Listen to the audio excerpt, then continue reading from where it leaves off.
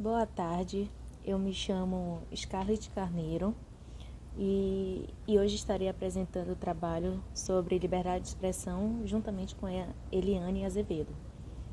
Bem, nós dividimos o trabalho a partir das perguntas feitas pelo professor Elísio, que são 4. A primeira, por que a liberdade de expressão na visão de Durkheim? Segundo, explique o caso de que trata a reclamação 22.328, bem como qual a decisão final a que chegou o STF sobre o caso. Informar de modo fundamentado se o grupo concorda ou discorda com tal decisão. Terceira, a liberdade de expressão tem uma importância instrumental ou possui um valor intrínseco. Quarta, relacione todas as diversas matérias jornalísticas disponibilizadas para leitura dos seminaristas, usando a liberdade de expressão como fundamento. Bem, eu vou falar sobre as duas primeiras. E começando com o que é a liberdade de expressão para Durkheim. Bem, como afirma Durkheim, a liberdade de expressão é um direito fundamental que todos temos de manifestarmos livremente nossas opiniões, seja ela por meio da fala, da escrita ou da arte. E é este direito fundamental que nos permite a livre participação na vida pública.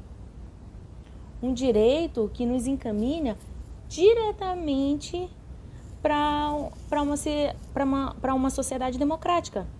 Na história do Brasil, tivemos um exemplo bem claro do que é um governo sem o direito ao direito da liberdade de expressão, que foi a ditadura militar, que teve como um grande aliado a censura, que calou muitas vozes através do medo. Porque se eu discordasse do governo, ou se eu falasse mal do governo, eu tinha minha voz calada, como muitos tiveram. Artistas, né, foram exilados.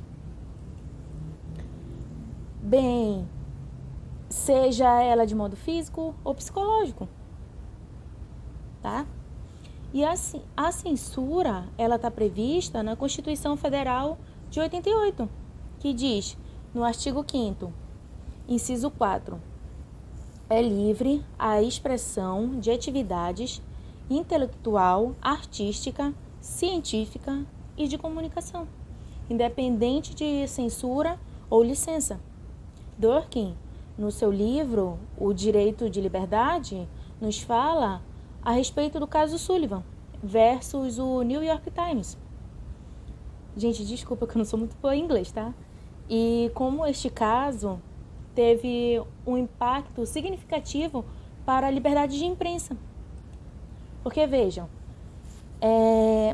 quem julgou o caso foi o juiz Brenner. E a partir do voto dele, juntamente com o de toda a corte, ele muda todos os conceitos fundamentais da primeira emenda, que passa a dar uma atualizada na fundamentação do direito de liberdade nos Estados Unidos. E nesse momento, o caso torna-se uma regra, a regra Sullivan, onde a imprensa tem muito mais liberdade em falar e em expor pessoas que estejam em cargos públicos, sem medo de retaliação. Ou, no caso, quando houver um processo, digamos assim, por causa de uma referida matéria, o caso não já será ganho para aquele tal funcionário, mas sim ele terá que provar que aquela matéria é falsa. e mentirosa, que só está ali para difamá-lo, para, como eu posso dizer, só está ali para difamá-lo, que nos leva à segunda pergunta, que é: explique o caso, na verdade, de que trata a reclamação 22.328, bem como qual a decisão final a que chegou o STF sobre o caso. Bem, essa reclamação foi um conflito entre o direito de personalidade e o direito de liberdade de expressão, onde foi feita uma reclamação com pedido de liminar contra a decisão anterior da 7ª Vara Civil do Rio, que tinha determinado que tirassem essa referente matéria do site. O referido fala que a matéria botava em dúvida a sua dignidade e a sua honra. E ele se refere exclusivamente ao título, que era um bicão na outra roda, que, na minha opinião, que feriu o ego dele, não a honra ou a dignidade, como ele falou. Porque durante toda a matéria foram abordados diversos assuntos que já estavam à disposição de todos em outros canais de comunicação, ou redes sociais, revistas.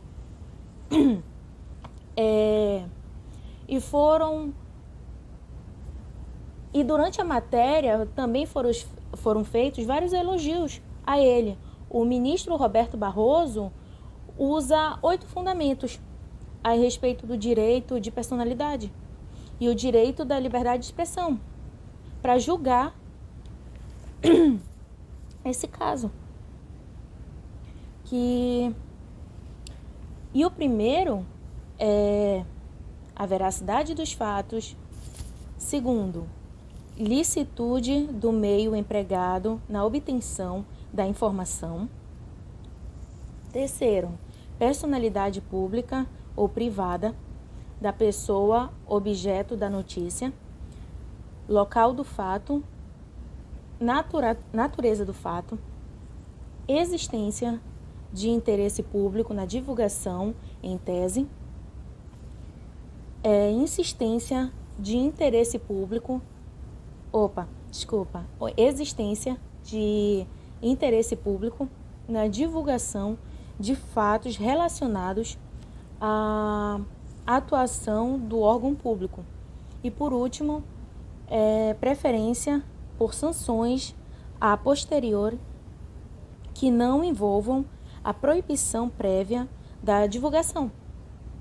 E, por fim, teve por unanimidade a volta da matéria para o site, pois a decisão anterior feriu o direito de liberdade de expressão.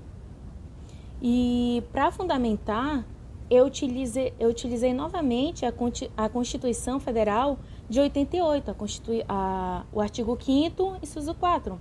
Aproveitando essa sentença, eu queria lembrar uma outra manifestação do STF perante a censura. Não sei se vocês lembram, mas que aconteceu em 2019, na Bienal do Livro, que quando o ex-prefeito Marcelo Crivella, ele determinou que fosse retirada todas as HQs da Marvel, mais especificamente a HQ Vingadores, a Cruzada das Crianças, que é onde tinha uma ilustração de um desenho de um beijo gay. E ele ficou tão incomodado com aquilo que ele pediu para retirar e tirar todo o conteúdo que pudesse vir remeter ao LGBT. Que mais, se eu não me engano. Desculpa. Que eu não sei se é que mais ou se é que mais. E com essa atitude que ele teve, que o Crivella teve, nós podemos observar que não houve só a censura, mas como também o preconceito e a intolerância. Dias Toffoli, que é presidente da corte, ele, no pedido feito pela procuradora, ele falou a seguinte frase: o regime democrático pressupõe um ambiente de livre trânsito de ideias. É como eu falei anteriormente, a liberdade de expressão, ela nos leva diretamente a um país democrático. Não é? E não só ele, mas anteriormente o ministro Celso Mello já havia enviado um recado em nota da Folha de São Paulo que dizia assim: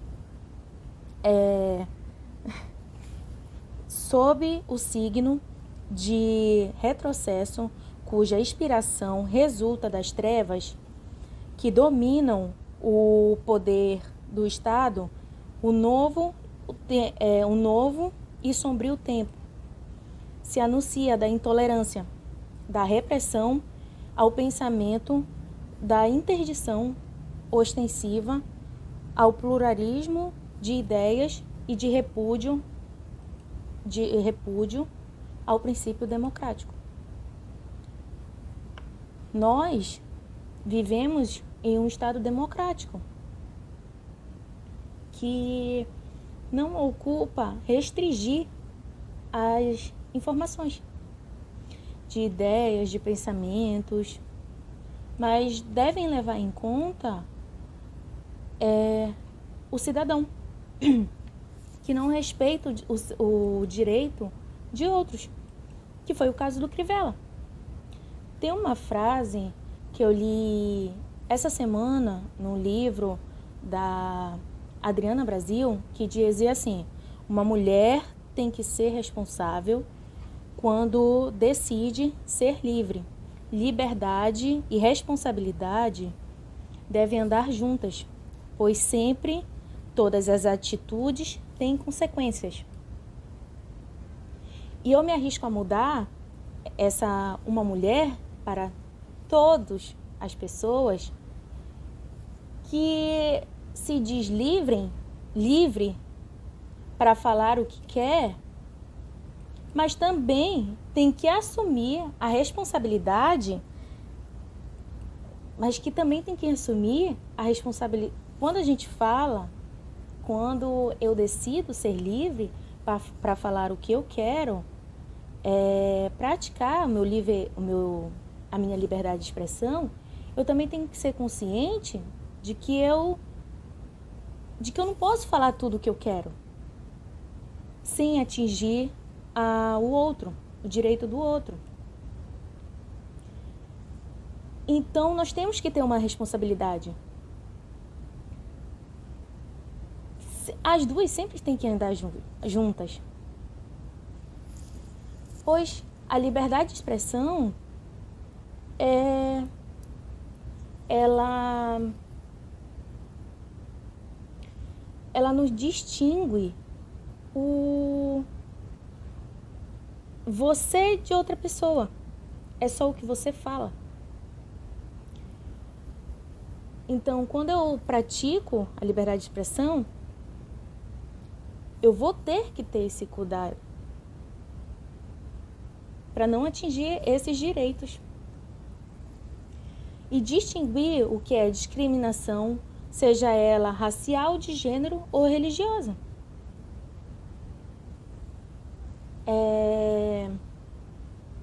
Então, devemos sempre lembrar que a liberdade de expressão não é um valor absoluto, sem limites, que qualquer um pode fazer o que quiser, falar o que quiser, escrever o que quiser. E que existe sim limites a você se manifestar e eu me manifestar. E eu encerro aqui. Muito obrigada. Agora quem vai continuar é a Eliane. Boa tarde. Bom, meu nome é Eliane Azevedo, eu fiquei responsável por responder a terceira e a quarta questão. A terceira questão, ela fala se a liberdade de expressão ela tem um valor intrínseco ou um valor instrumental. E a gente se utilizou do livro de Dworkin para nos basear. E lá ele fala sobre o valor instrumental, né, que se utiliza de meios para se alcançar um determinado objetivo, um determinado fim, e também sobre o valor constitutivo que ele utiliza. E ele fala que lá, né, esse valor constitutivo seria mais real, mais fidedigno à realidade. No caso, o valor intrínseco aqui na pergunta, se por si só a liberdade de expressão, ela por si só possui características que servem para um determinado fim. E no instrumental, se essas características dela sejam externas, a liberdade de expressão é só como um instrumento, como um acessório, né, para se conseguir um determinado meio para se conseguir um objetivo, para se alcançar o objetivo. Então é como se a liberdade de expressão fosse um meio para se alcançar um fim.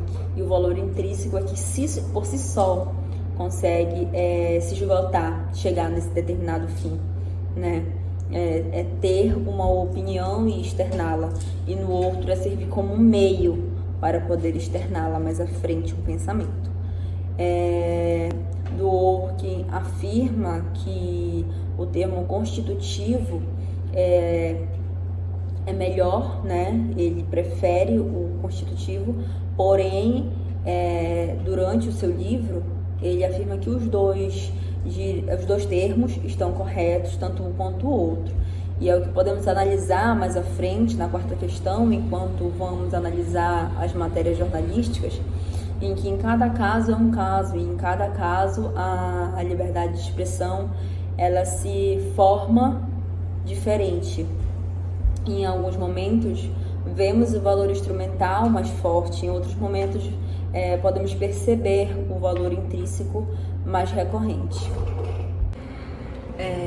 Já na quarta questão, a gente tem um resumo sobre todas as matérias jornalísticas, né, e uma breve conclusão sobre o trabalho.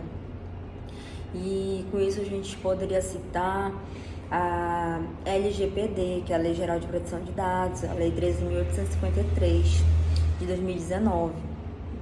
Ela protege os dados pessoais, mas assegura em si a liberdade de expressão, o direito à notícia, o direito à informação e o direito ao esquecimento. Em uma das matérias jornalísticas, né, inclusive uma que correlaciona vários casos de mulheres de diferentes países, e um dos casos é uma moça que foi estuprada e morta, e depois de muitos anos um jornal resolveu trazer à tona a notícia. O que acontece é que os familiares estão reivindicando o direito ao esquecimento. E, no caso, a Lei Geral de Proteção de Dados, ela também, né, assegura esse direito, o direito ao esquecimento. Ou seja, até que ponto vai a liberdade, né, de expressão, até que ponto vai o direito à informação, o direito à notícia, né? Será que realmente teria que retornar uma notícia tão antiga dessa para a sociedade? Será que é importante uma notícia dessa para a sociedade? E eu trago um outro caso recente que ocorreu, que eu creio que vocês lembrem, que ocorreu um acidente, acho que foi na PA, na BR, alguma coisa assim, sentido Bragança, mais ou menos isso, em que um carro de passeio ficou no meio de dois caminhões, né, foi esmagado e tal, e já tinha saído, né, em um jornal, que inclusive ele tem uma página no Instagram, então saiu lá a informação, a explicação de tudo, então até aí estava tudo bem, né, o direito à informação, o direito à notícia. E aí eles postaram várias vezes, porque é uma matéria, né, que assusta, tal, chama a atenção. E eles postaram várias vezes, até que em um dos momentos, não conformados, eu creio, eles postaram o vídeo do acontecimento.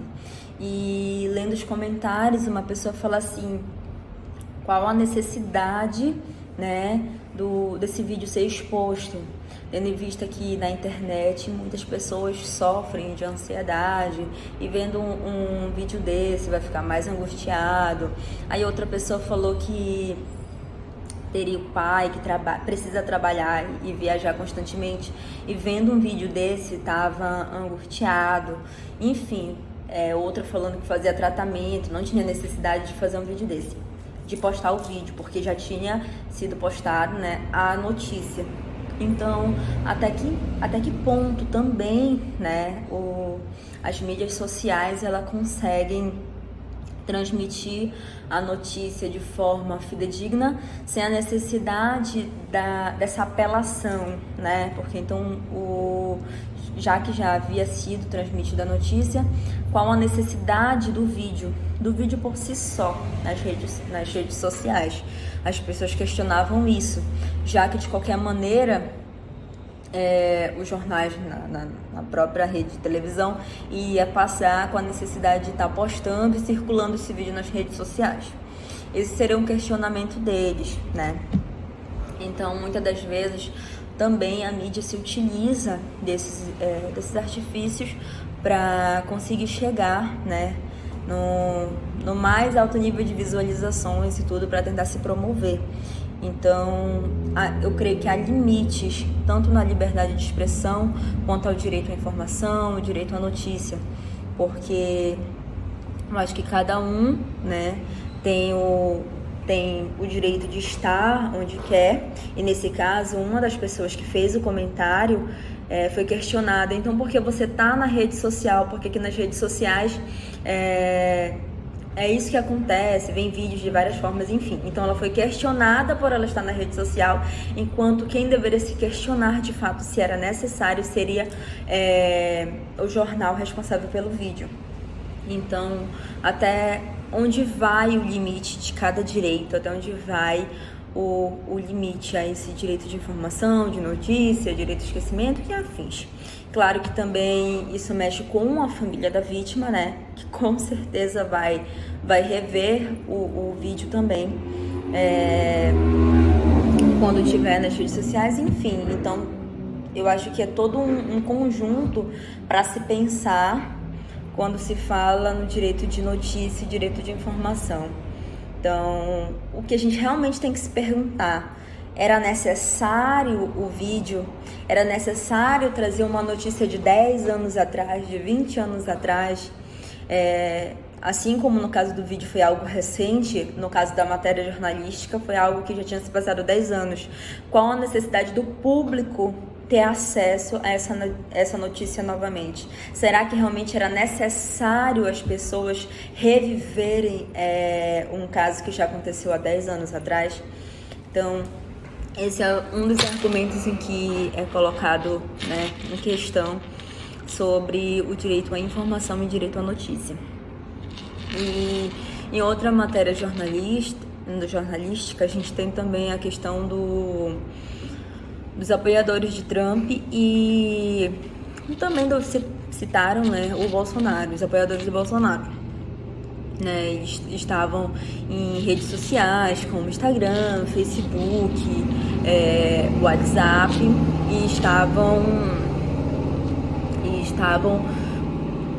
destilando ódio, vamos falar assim, e ferindo muitos direitos, né, de outras pessoas através das redes sociais, né? E alguns foram banidos, né? As redes caíram, né? O Instagram tirou do ar, os perfis e enfim.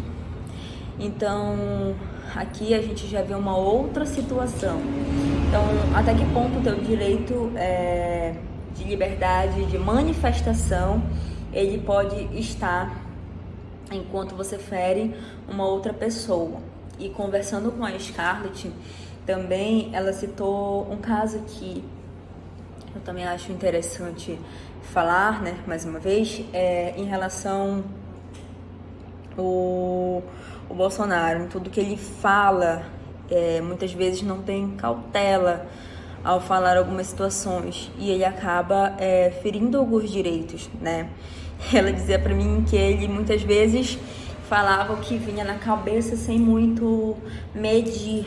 E às vezes é o que acontece, não só com o presidente em si, mas também com os grupos apoiadores, né? Que na época de eleição ocorreu grandes situações, né?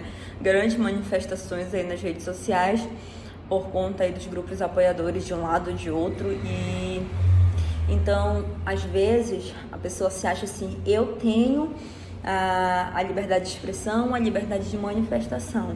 Mas até que ponto? Quando você infringe outro direito de uma outra pessoa, você tem que ver, será que a sua liberdade de manifestação é tão necessária a ponto de denegrir outra pessoa, né? E tocar, né, em direitos até como a vida, né? A gente nunca se sabe quem está do outro lado. Então, às vezes uma palavra que você fala pode acabar, né, com a morte de alguém, e às vezes a gente acha que não.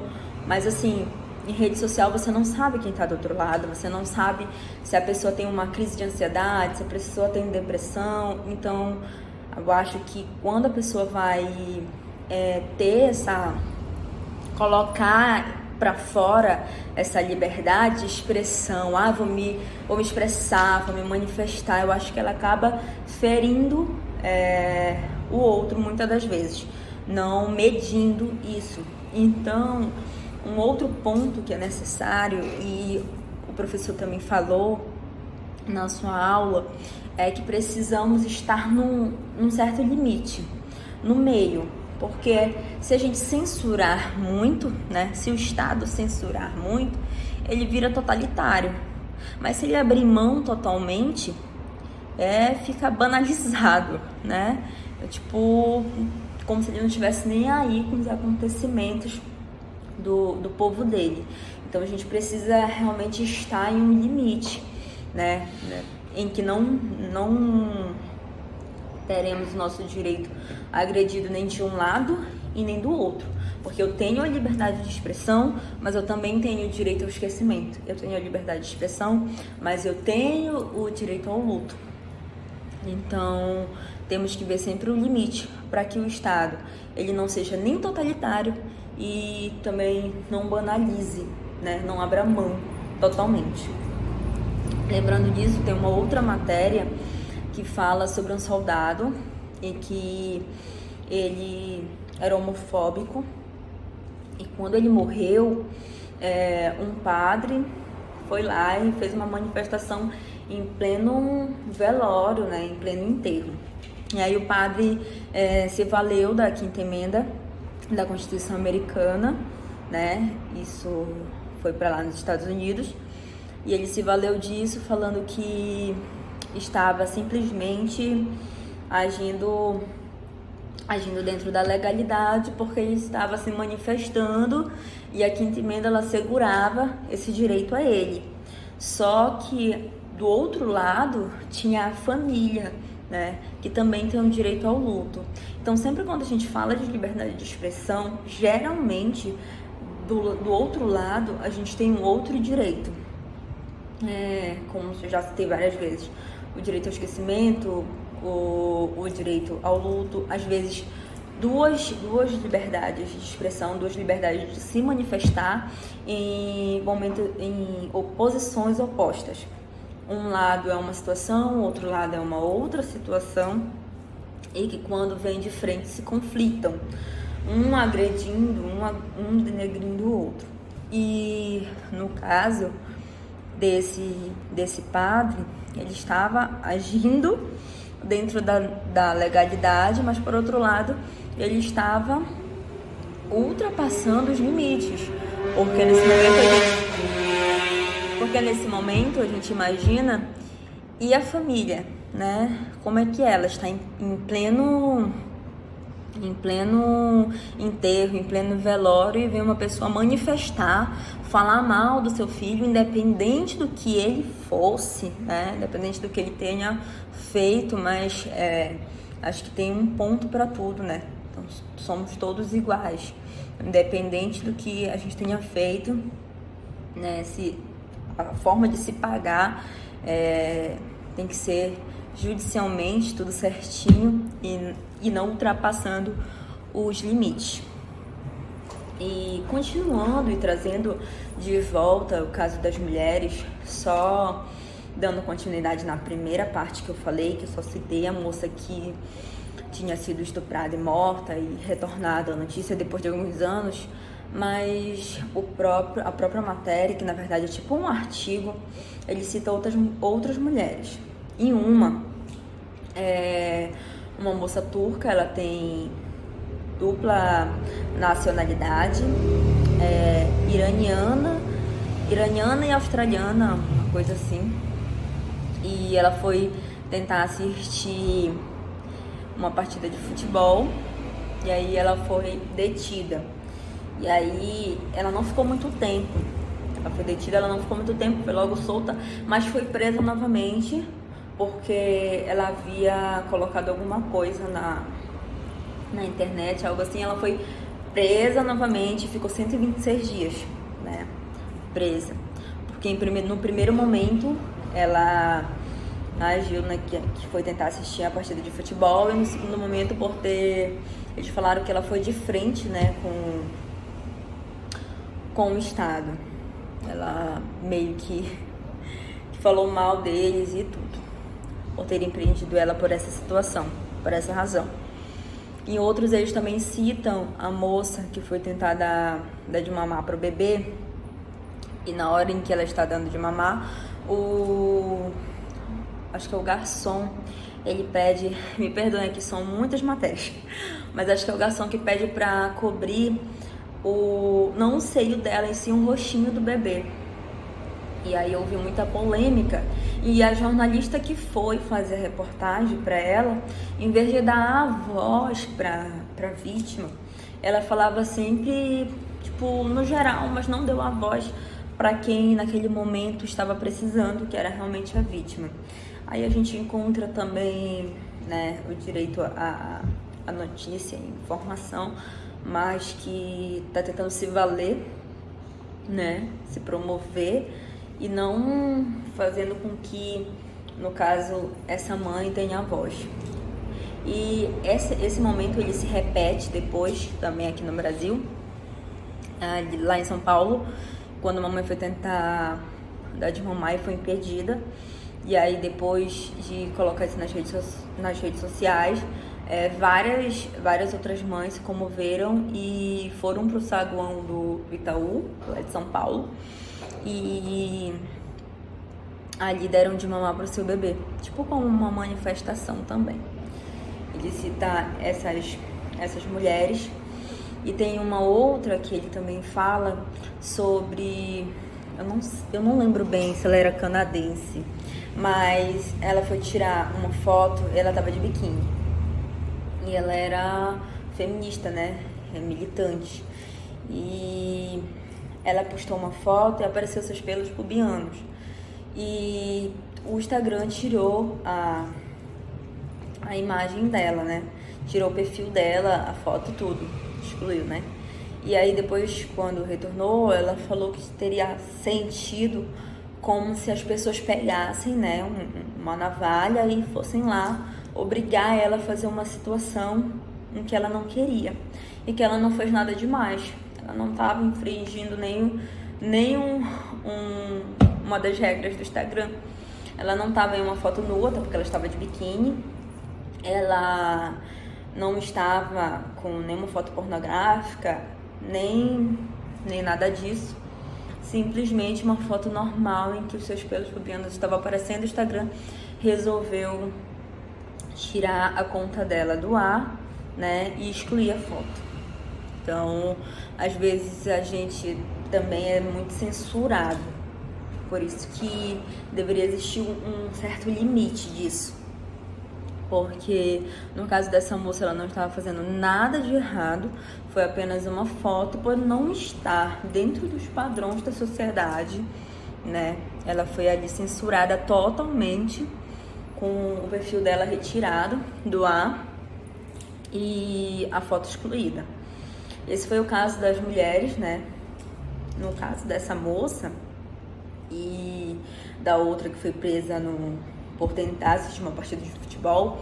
Nesses dois casos, é engraçado que em um deles, o presidente ele fala que o papel da mulher, né, não aqui, como o próprio jornal fala, não para falar mal da cultura islâmica, mas que é engraçado que tem retroagido bastante, porque o próprio presidente ele fala que o papel da mulher seria de procriar, de ter filhos, e enfim, e tem retroagido bastante. A gente vê que na maioria dos países a mulher já tem certas regalias, certos direitos igualados aos homens, só que nesse caso, um caso à parte, não tem. E a própria matéria jornalística diz que tem retroagido, o país tem retroagido, tanto com essa fala, né, do presidente deste estado, quanto na situação geral do que aconteceu com essa moça. Eu lembrei, foi justamente no caso da moça do futebol, que foi tentar assistir a partida de futebol, e depois de um tempo em que o presidente foi dar entrevista, ele fala que a mulher não pode ser igualada a um homem, tendo em vista que a forma genética já é diferente, nasce de forma diferente, dizendo ele, e então ela não pode ser igualada ao homem, né? Mas aqui não para falar mal de uma cultura, mas sim como realmente tem retroagido em pleno século XXI, né? E de todas essas matérias, tem uma outra também, voltando sobre o direito à publicidade, à propaganda, a notícias, informações. Uma outra é sobre a venda de tabaco. E aí tem uma foto de uma criança e de uma mãe por uma propaganda de cigarros. E aí, no caso, como se fosse normal, não fizesse mal, né? Que no caso também seria uma falsificação, né? Uma mentira, porque na realidade faz mal sim, mas na propaganda é como se fosse as mil maravilhas, né? Tudo perfeito, as mil maravilhas, a criança lá perto da mãe faz uma pergunta para a mãe e a mãe responde como se fosse normal ela estar fumando, que isso não faria mal para ela. Então tá se vendendo e se valendo de uma situação que não é verdadeira. Fazendo só uma conclusão final em relação às matérias jornalísticas, né? Voltando a falar sobre algumas, tem as do grupos extremistas que utilizavam da livre liberdade, né? Liberdade lá de manifestação ao credo, né? A escolher a sua religião. Na hora de se manifestar, utilizava de símbolos nazistas, né?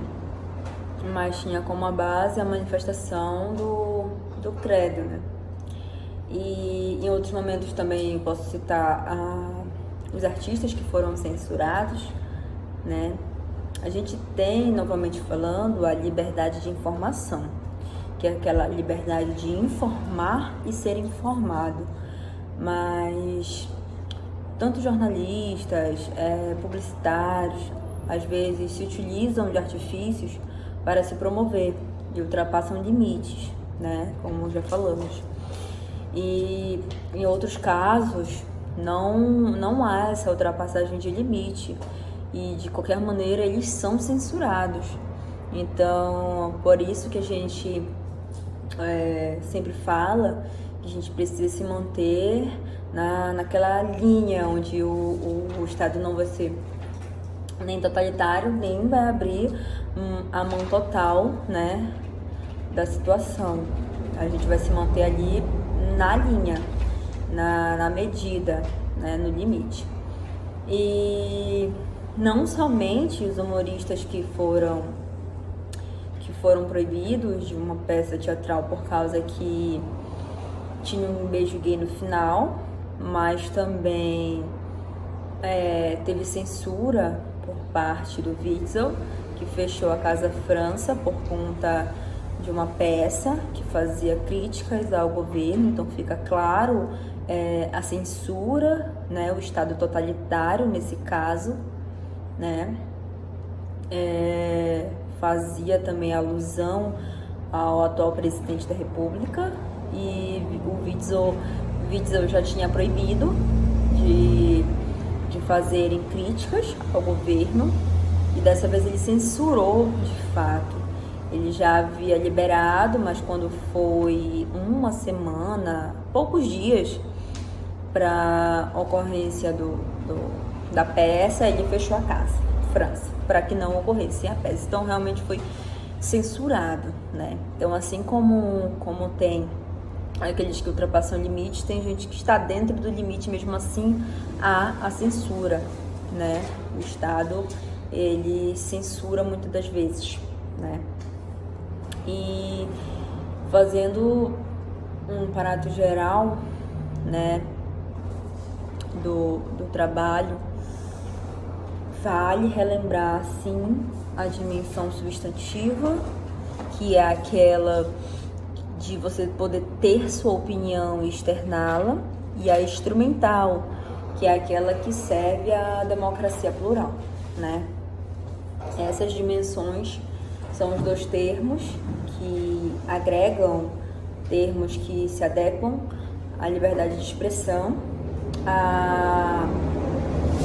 Também há outros dois termos citados no livro de Dworkin, que é o método constitutivo e instrumental. E da minha pergunta da terceira questão, que é se tem um valor intrínseco ou instrumental. Esse instrumental, em qualquer momento, ele se refere, então, a esse direito que você se serve de meios lícitos para externar um pensamento, né? Então, a liberdade de expressão como um instrumento, como um acessório, até para se alcançar outros fins. Em outro, né, em um outro momento, no outro termo, já é onde as suas próprias características, as características da liberdade de expressão, elas se valem para um determinado fim por si só, sem necessitar de outro direito acessório ou instrumental, e você tem suas opiniões e externa elas. Para Dworkin, o método constitutivo é o que mais se adequa, mas ele acha que os dois métodos estão corretos, os dois métodos estão válidos, tanto o instrumental quanto o constitutivo. Todas as matérias jornalísticas em que foram citadas até aqui, desde aquela das mulheres censuradas, humoristas censurados, depois aqueles humoristas que receberam um aval, que vão poder fazer humor com candidatos à presidência, a situação do luto, né, direito ao luto do padre que foi manifestar em pleno velório. E só retificando que é a primeira emenda, tá? E não a quinta, como eu havia falado, também em relação a esse caso, né? Ele se valeu da primeira emenda.